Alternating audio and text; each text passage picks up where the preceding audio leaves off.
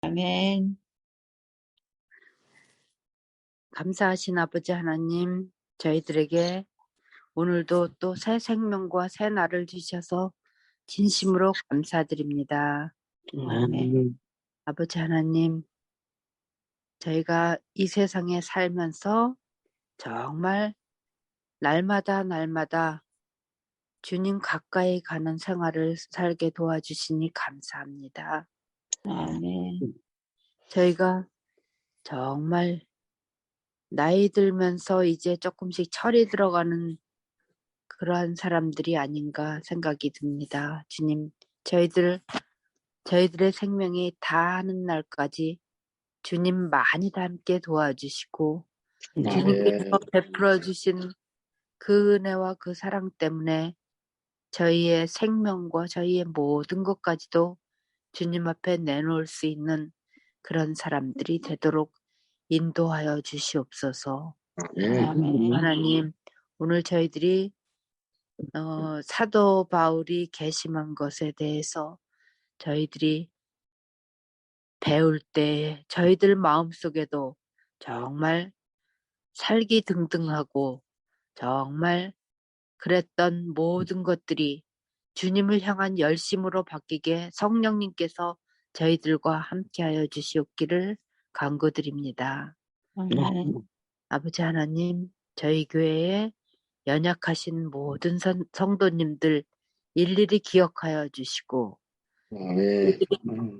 육체적으로만 건강해질 것이 아니라 영적으로 그리고 정신적으로 정서적으로 사회적으로 모든 것이 건강해져서 정말 주님 오실 때까지 저희들이 더 건강해지는 그런 사람들이 되게 도와주시고 정말 저희들의 모습에서 사도 바울이 변화됐던 그런 모습들을 볼 수 있도록 주님 그날까지 인도하여 주시옵소서. 아님 이제 추운 겨울이 와서 일기가 고르지 못할 때 저희들 몸 관리도 잘하게 도와주시고 또 새로운 한 해를 맞이하려고 준비하고 또 22년도를 마무리하려고 할 때 저희들 좀 더 넓은 마음을 주셔서 또 저희들 주변도 살피게 도와주시고 또 헐벗고 어려운 사람들도 저희들이 같이 기억하고 나눌 수 있도록 도와주시옵소서. 아멘.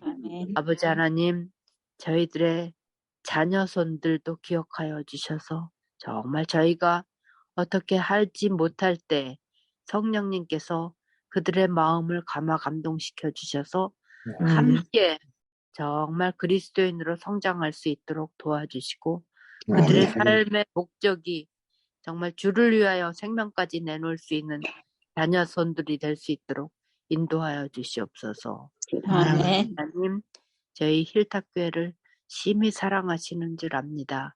저희가 연약한 교회라고 항상 정말 응석 부리는 교회가 아니라 주님께서 함께 하시면 정말 큰 일도 할 수 있는 교회이오니 저희들 그러한 마음을 가지고 열심히 저희들이 마무리하고 또 새로운 한 해를 맞이할 수 있도록 도와주시고 각 가정마다 필요되는 것들을 공급하여 주시고 공급하여 주신 것에 감사하면서 나눌 수 있도록 도와주시옵소서. 그래서 주의 종을 통하여 말씀하실 때 저희들 정말 성령님께서 직접 하시는 말씀으로 듣고 깨달을 수 있도록 인도하여 주시옵기를 예수님의 이름으로 간절히 기도드립니다. 아멘. 아멘. 감사합니다. 감사합니다. 예, 감사합니다.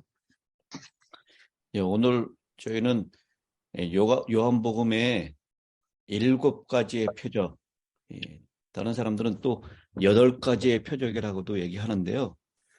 7가지의 표적 가운데 하나를 살펴보도록 하는 시간입니다. 요한복음 9장 1절로 12절에 있는 말씀을 살펴보는데 7가지의 표적이 어떤 예수님을 나타내는지, 이 표적들은 예수님이 하나님의 아들인 것을 증거하기 위한 그런 이적들이다라고 말씀을 드렸습니다. 2장 1절로 11절에는 물이 포도주로 변하는 표적을 보이시죠? 물, 피, 물은 창조를 얘기하고 피는 구속을 얘기합니다. 본질을 변화시키며 속성을 바꾸시는 주, 그것을 나타내고요. 4장 46절부터 54절에 왕의 신하의 아들을 고치시는 장면이 나옵니다. 여기에서는 공간, 거리를 초월해서 역사하시는 말씀의 능력을 행하시는 공간과 거리를 초월하시는 주님을 보여주고 있습니다. 그리고 5장 1절로 18절에 38년 된 무기력한 환자를 회복시키는데요. 이것은 아무리 오래되었을지라도 모든 것을 회복시킬 수 있는 주를 나타냅니다. 아멘. 그 다음에 5천 명을 먹이시는 이야기가 6장 1절로 14절에 나오는데요. 모든 결핍을 극복하시고 온갖 필요를 넉넉히 채워주실 수 있는 주님을 보여주고 있습니다. 아멘. 그 다음에 무리를 걸으시는 사건이 6장 16절로 21절에 나오는데 거기에서는 천연계를 주관하시는 주님을 보여주고 있습니다. 아멘. 그리고 오늘 이 6번째로 나타나는 표적인데요. 나면서부터 소경된 사람을 고치시는 겁니다. 죄가 초래한 어떠한 불행이나 모순이라도 행복으로 바꿔주시는 주님을 보여주고 있습니다. 그리고 마지막 7번째 표적이 요한복음 11장에 나오는 나사로를 살리시는 사건인데 죽음을 정복하시는 주님을 보여주고 있습니다. 오늘 이 9장에 있는 이야기도 역시 마찬가지로 7장과 8장에 이어서 초막절의 이야기를 우리에게 계속 연속해서 초막절의 주제로 우리를 안내하고 있는데요. 이 초막절은 무슨 축제라고 얘기했죠?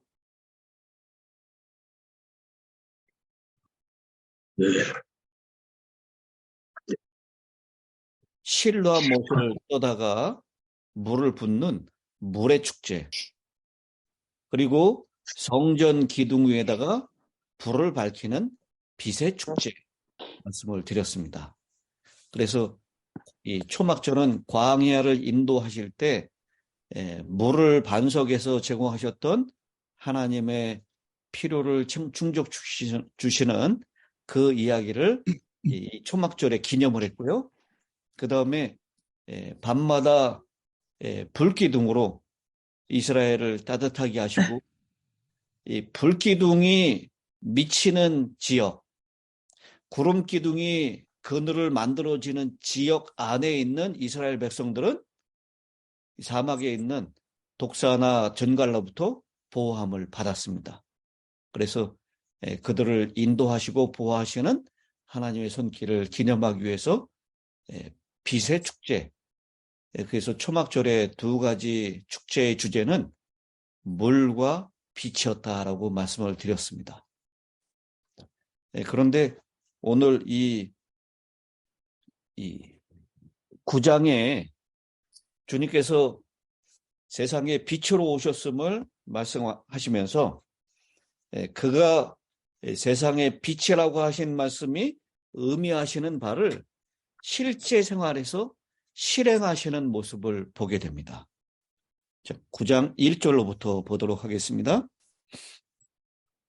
예수께서 길을 가실 때에 날 때부터 맹인된 사람을 보신지라. 여기 날 때부터 맹인이 됐다라고 하는 것. 그는 세 가지 의미를 담고 있는데요. 첫째로 그의 장애는 인간의 의술로는 치료가 불가능했다라는 것입니다. 그리고 두 번째는 그의 삶은 태어나면서부터 지금까지 비참했다라는 것입니다. 이 소경들, 그때 당시에 절름발이들, 장애인들은 무슨 일을 할 수 있었습니까? 아무 일도 할 수가 없었어요. 그래서 장애인들은 거의 대부분이 무슨 일을 했냐면 거린이었습니다. 구걸하면서 연명을 했어요. 그래서 오늘 8절에도 보면 이웃 사람들과 전에 그가 거린인 것을 보았던 사람들이 이르되 이는 앉아서 구걸하던 자가 아니냐. 이렇게 그는 태어나면서부터 지금까지 비참한 생애를 살았습니다. 그리고 세 번째, 그는 단 한 번도 하나님이 만드신 창조 세계를 볼 수 없었다라는 것입니다.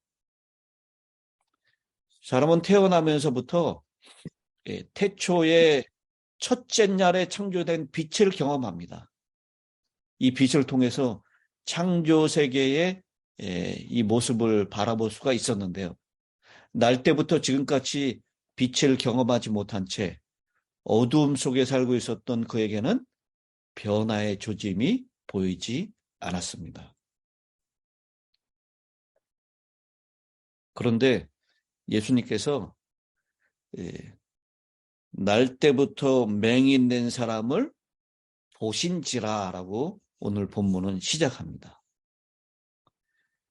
그 날 때부터 맹인된 사람이 보여진 것이 아니라 주님께서 어떻게 하셨다고요? 보신지라. 주님께서 보셨다라고 얘기합니다. 이거 아주 중요한 표현이고 놓치기 쉬운 부분입니다. 제자들과 함께 길을 가던 예수님의 시야에 그가 우연하게 들어온 것이 아니었습니다. 그분은 의도를 가지고 그 날 때부터 소경된 사람을 보신 것입니다. 많은 인파 속에서 그를 콕 집어서 보신 것입니다. 그 길을 오고 가던 많은 사람들은 그 남에서부터 소경된 사람, 구걸하는 사람을 쉽게 외면하고 그를 바라보지 않았습니다. 그러나 예수님은 그를 주목하셨고 바라보셨습니다. 제자들은 예수님의 시선이 멈춰선 것을 알아차리고는 곧장 질문을 하죠. 제자들이 물어 이르되 라피여, 이 사람이 맹인으로 난 것이 누구의 죄로 인함이니까? 자기이니까? 그의 부모이니까? 이 유대인들은요, 이 보상과 형벌이라고 하는 그런 의식이 그 마음 가운데 가득 있었습니다. 당시 이 유대인들의 신학 가운데에는 조부모나 부모가 잘못을 하면 벌을 받는다, 자녀들이. 우리 이 하나님께서도 말씀하셨죠. 이 조상이 잘못을 하면 그 후손들이 몇 대에 걸쳐서 그 벌을 받는다라고 하죠. 3, 4대까지. 3, 4대까지 이른다라고 했어요. 근데 조상이 잘하면 몇 대까지 은혜를 받는다고요? 수천 대까지. 1000대까지 은혜를 받는다. 이 생각이 유대인들 생각에 가득 차 있었습니다. 그래서 질병에 걸렸을 때 혹은 장애가 있을 때 거기에는 반드시 조상들의 죄나 본인이 저지른 죄 때문에 하나님께서 그렇게 그들을 형벌하셨다라고 생각을 했습니다.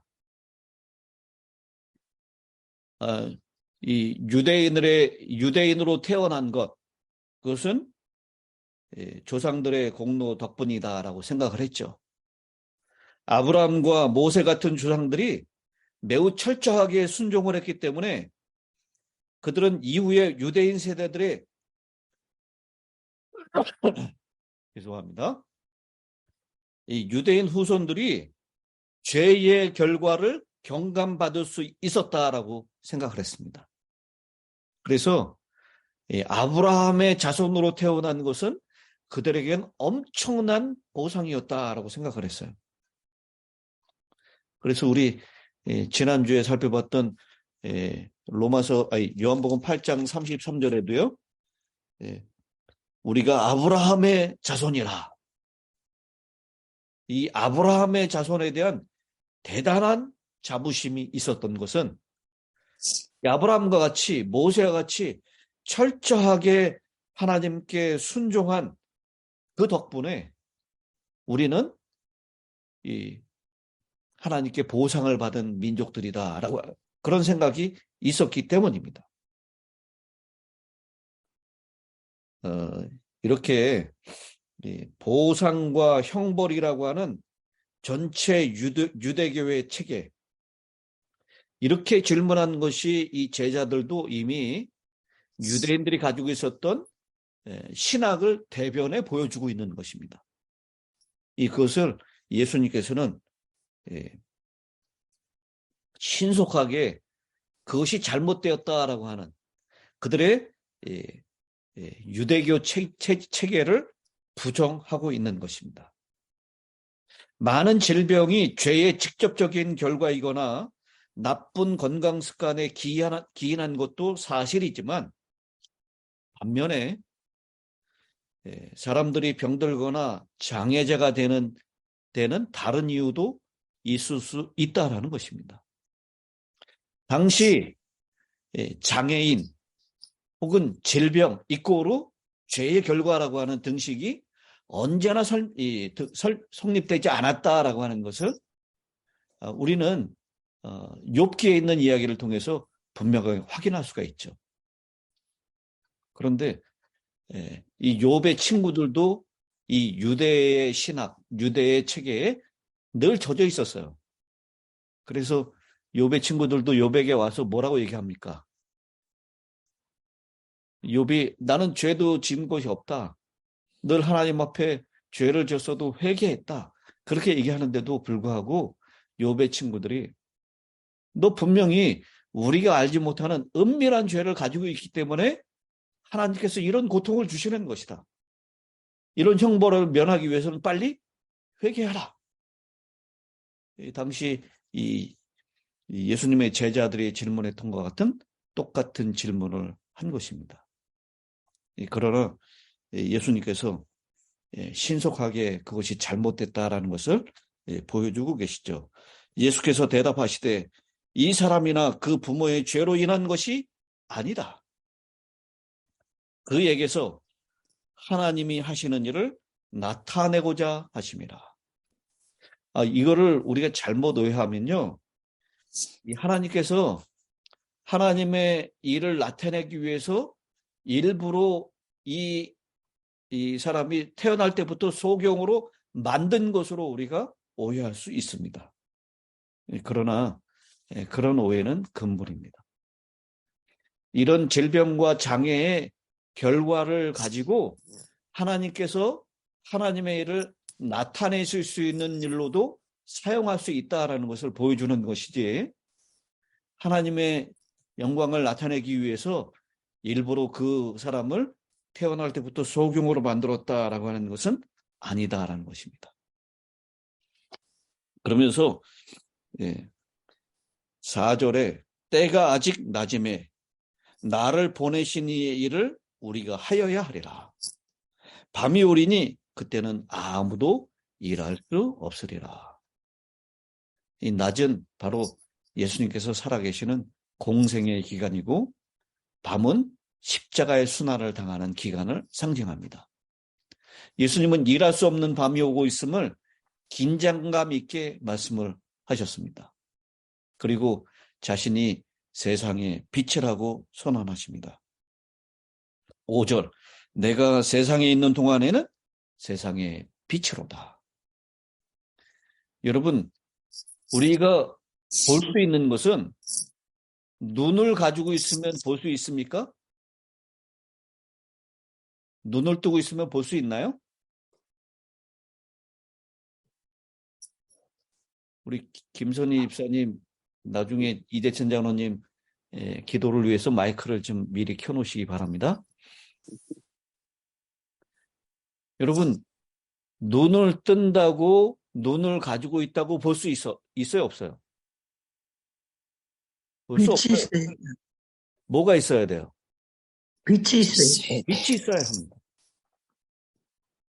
여기 예수님께서 당신 세상에 빛이다라고 말씀하시기 위해서, 세상에 빛이다라고 말씀하시기 위해서 주님께서는 이 눈을 태어나면서 소경된 사람을 뜨이는 장면을 우리가 보게 됩니다. 6절, 이 말씀을 하시고 땅에 침을 뱉어 진흙을 이겨 그의 눈에 바르시고 이르시되 실로암 못에 가서 씻으라 하시니, 실로암은 번역하면 보냄을 받았다라는 뜻이라. 예. 여기 주님께서 진흙에 침을 뱉으셔서 이기셔가지고 그것을 눈에 바르십니다. 그리고 실로암 못에 가서 씻어라라고 말씀을 하십니다. 이 진흙의 효과가 있기 때문입니까? 아니면 실로암 못에 어떤 효능이 있기 때문입니까? 아멘. 그런 건 아니죠. 주님께서 침을 이겨서 진흙을 눈에 바르고 실로암 못에 가서 씻어라라고 하는 것, 그것은 이 소경에게 하나님의 말씀에 완전히 순종하는 것인가를 보기 위한 것입니다. 이 소경은 주님께서 그렇게 말씀하시는데요. 이 주님께서 말씀하시는 그 장소에서 실로암 못까지는 한 1.1km 정도 된다 그래요. 좀 떨어져 있죠. 거기에 사람들이 많이 붐비고 있었을 것입니다. 소경인 사람, 날 때부터 한 번도 본 적이 없었지만 거기에다가 진흙까지 눈에다가 발랐어요. 얼마나 괴롭고 지나다니는 사람들이 비웃었을까요? 그렇지만 그 모든 부끄러움을 참고 그는 주님이 말씀하신 대로 실로암 못까지 찾아가서 거기에서 씻습니다. 마치 나아만 장군에게 요단강에 들어가서 몇 번 목욕을 하라고요. 7번 목욕을 하라고 했을 때 그 말을, 이 선지자의 말을 끝까지 순종해서 7번 목욕하고 나왔을 때 나아만 장군의 이 몸이 어린아이의 살과 같이 변했던 것처럼 이 실로암 못까지 그 조롱과 비웃음을 견디면서 온전하게 순종하고 실로암 못에 나가서 씻었던 이 소경에게 주님께서는 밝은 눈을 선사하시는 것입니다. 이에 가서 씻고 밝은 눈으로 왔더라 라고 했습니다. 5장에서는 38년 된 병자를 어디에서 고치시죠? 베데스다에서 고치셨습니다. 5장의 이적은 예루살렘 최북단의 못이었던 베데스다에서 이루어졌고요. 9장의 이적은 예루살렘 최남단의 못이었던 실로암에서 이루어집니다. 실로암의 뜻이 무엇이라고요? 보냄을 받았다. 보냄을 받았다라는 뜻입니다. 이 예수님께서 계속해서 유대인들에게 강조하시는 말씀 가운데 나는 어떤 사람이라고요? 아버지께로부터 보내심을 받았다라는 뜻을 강조하셨습니다. 실로암의 뜻과 보내심을 받으신 분이신 그리스도는 같은 뜻을 지니고 있습니다. 실로암의 못은 초막절의 물에서 물 예식 때 그 실로암에서 물을 길어오른 물의 근원이었습니다. 진흙은 언제나 창조에 연관된 물질이었습니다. 이사야서나 예레미야서에 보면 하나님을 토기장이로 우리를 진흙으로 묘사하고 있습니다. 그래서 빛을 창조하신 하나님께서 날 때부터 실명한 사람에게 광명을 창조해 주시는 모습을 진흙과 물을 통하여 설명하고 있는 것입니다. 7장 8장에서 빛이신 그리스도를 거절하여 영적인 성욕이 된 유대교 지도자들의 이야기가 기록되어 있고, 이 9장에서는 빛이신 그리스도를 받아들임으로 영육간의 시력을 회복한 이야기가 기록이 되어 있습니다. 참으로 예수님께서는 어둠의 정체를 밝히시는 세상의 빛이 되심을 이 소경을 보게 하시는 사건을 통해서 입증하고 있는 것입니다. 그러자 사람들에게 논란이 생기기 시작하죠. 이웃 사람들과 전에 그가 거린이었던 것을 보았던 사람들이 이르되 이는 앉아서 구걸하던 자가 아니냐. 어떤 사람은 그 사람이라 하고 어떤 사람은 아니라 그와 비슷하다 하거늘 이 사람이 자기 말은 내가 그라 하니. 여러분, 한 번도 보지 못했던 이 사람이 눈을 뜨게 됐을 때 완전히 다른 사람처럼 보였을까요? 그랬을 것입니다. 이는 완전히 다른 사람처럼 보였을 것입니다. 그래서 사람들 간에 그 사람이 맞다 아니다라고 논란이 있을 때 그 논란의 종지부를 그 자신이 직접 바로 내가 그 사람이었다라고 얘기를 하는 것입니다. 그러자 그들이 묻되 그러면 네 눈이 어떻게 떠졌느냐? 대답하되 예수라 하는 그 사람이 진흙을 이겨 내 눈에 바르고 나더러 실로암에 가서 씻으라 하기에 가서 씻었더니 보게 되었더라. 그들이 이르되 그가 어디 있느냐? 이르되 알지 못하노라. 오늘 이 초막절의 주제가 되는 물의 주제와 빛의 주제를 실로암과 소경의 눈을 뜨는 사건을 통해서 다시 한번 주님께서는 우리에게 말씀을 하고 있습니다. 요한이 이 이야기를 요한 자신의 복음서에 왜 이것을 포함시키려고 했을까? 그 포함시키기로 결정한 것은 치유받은 소경과 종교 지도자들 사이의 논쟁이 그의 독자들이 살고 있던 세계에서 유대인들과 그리스도인들 사이의 논쟁을 반영한다라는 사실을 보여주기 위한 것입니다. 예루살렘이 멸망하고 난 다음에요, 유대인들은 그들의 예배에 그리스도인들이 참석하지 못하도록 하기 위해서 회당에 출석하는 그들을 색출하는 방법들을 고안하는 일에 점점 더 관심을 기울였습니다. 사도행전을 보면 그리스도인들이 자유롭게 유대인의 회당에 가서 예배 드렸던 장면이 나오죠. 그래서 사도 바울도 유대인 회당에 들어가서 안식일이면 예배를 드리고 그들에게 복음을 전하는 일을 했습니다. 그런데 이제 1세기가 거의 마지막 마치려고 하는 이때 AD 70년에 예루살렘 성전이 무너지죠. 그때 그리스도인들은 다 빠져나가서 구원을 받았고 그리고 많은 유대인들이 죽임을 당했습니다. 그것 때문에 이 유대인들은 그리스도인들에게 적개심을 품었어요. 자신의 동족이었던 유대인 중에 그리스도인들, 그들만 도망가서 살았다라는 것 때문에 그 이후로는 유대인 회당에 그리스도인들이 들어오는 것을 막았습니다. 금지시켰습니다. 그래서 이 요한복음을 기록할 당시에 그리스도인들, 특히 회당에 있을 자리를 상실하고 예수를 따르기로 한 것이 바른 일인지 의아해야 하는 유대교 그리스도인들에게 이 이야기는 위로가 되었을 것입니다. 우리 내일 시간에 살펴보겠지만 이 나면서부터 소경된 사람이 어떻게 되죠? 이 종교 지도자들에 의해서 출교를 당하게 됩니다. 마치 유대교 회당에서 그리스도인들이 쫓겨난 것 같은 그런 상황을 맞이하게 되는 것입니다.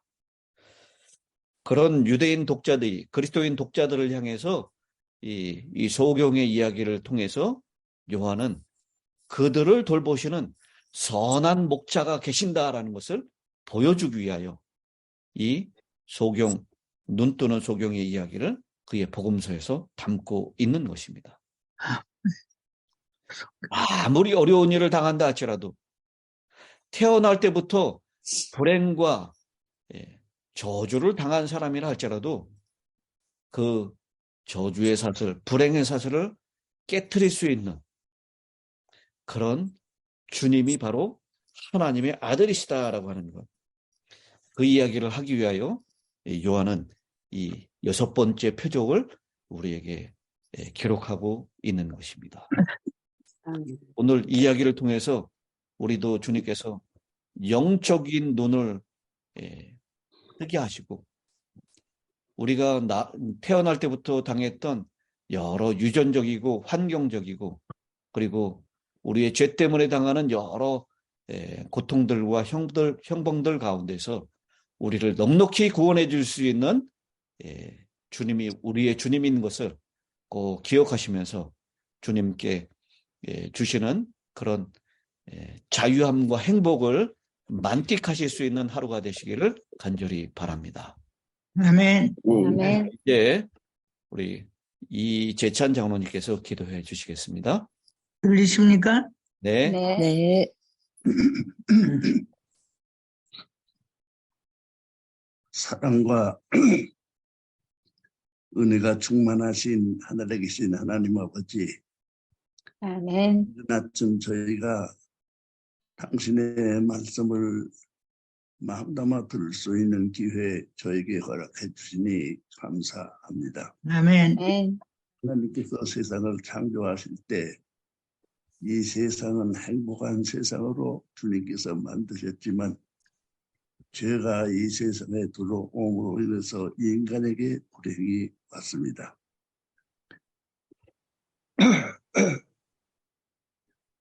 그 후에 저희는 주님의 은혜와 또한 보호하심을 받아야 저희가 생활할 수 있게 됐습니다. 저희가 생활할 때에 저희는 주님의 말씀을 마음 가운데 간직하고 주님께서 저희를 사랑하시며 주님께서 저희 생애를 인도하시는 것을 깨닫고 주님의 뜻에 맞게 생활하는 저희가 되게 도와 주시옵소서. 아멘. 아멘. 저희는 정신생활과 육신생활 두 가지를 가지고 있습니다. 저의 정신생활이 육신생활에 영향을 미치는 것을 압니다.